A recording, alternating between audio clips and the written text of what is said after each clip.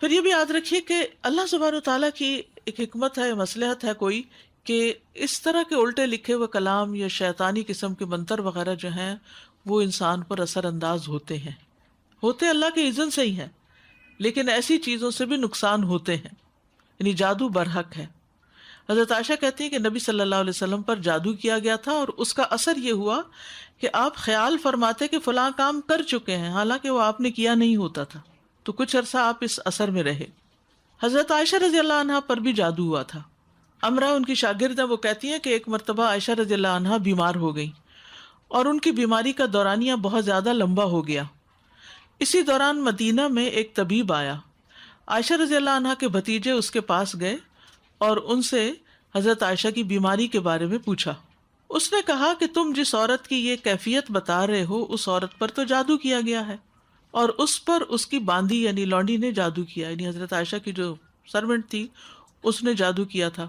جب تحقیق کی گئی، انویسٹیگیشن کی گئی، تو اس لڑکی نے اقرار کر لیا کہ ہاں میں نے کیا ہے۔ پوچھا گیا کیوں کیا ہے، تو کہنے لگی میں چاہتی تھی کہ آپ فوت ہو جائیں تاکہ میں آزاد ہو جاؤں۔ تو بعض اوقات اس طرح کے بھی ناسمجھ لوگ ہوتے ہیں نا، تو اور کوئی بات سمجھ نہ آئی، حضرت عائشہ نے تو بے شمار غلام آزاد کیے تھے، اگر وہ ریکویسٹ کرتی تو وہ ان کو بھی آزاد کر دیتی، لیکن بہرحال کیونکہ حضرت عائشہ نے اس سے کہہ رکھا تھا کہ میرے مرنے کے بعد تم آزاد ہو جاؤ گی، تو اس نے کہا کہ میں ہی ان کو مار دوں تاکہ جلدی آزادی ملے۔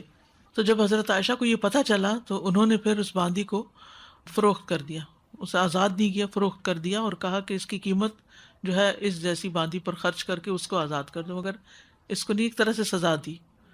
پھر اسی طرح تابعین میں سے یعنی بعد کی جنریشن میں سے بھی کچھ نیک لوگوں پر جادو ہوا۔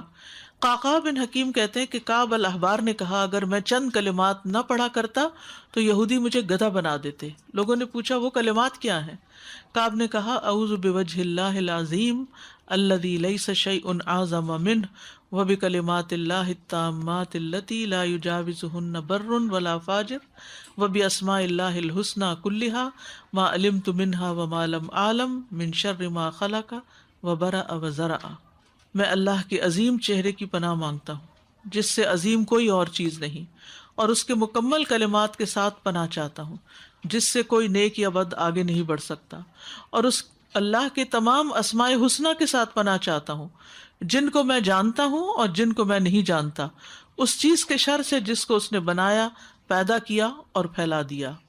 تو یہ دعا جو تھی وہ پڑھتے رہتے تھے، تو اس دعا کی وجہ سے اللہ سبحانہ تعالیٰ نے ان کو محفوظ رکھا، کیونکہ انہوں نے شیلٹر لے لیا تھا، پناہ لے لی تھی اللہ کے چہرے کی۔ ٹھیک ہے۔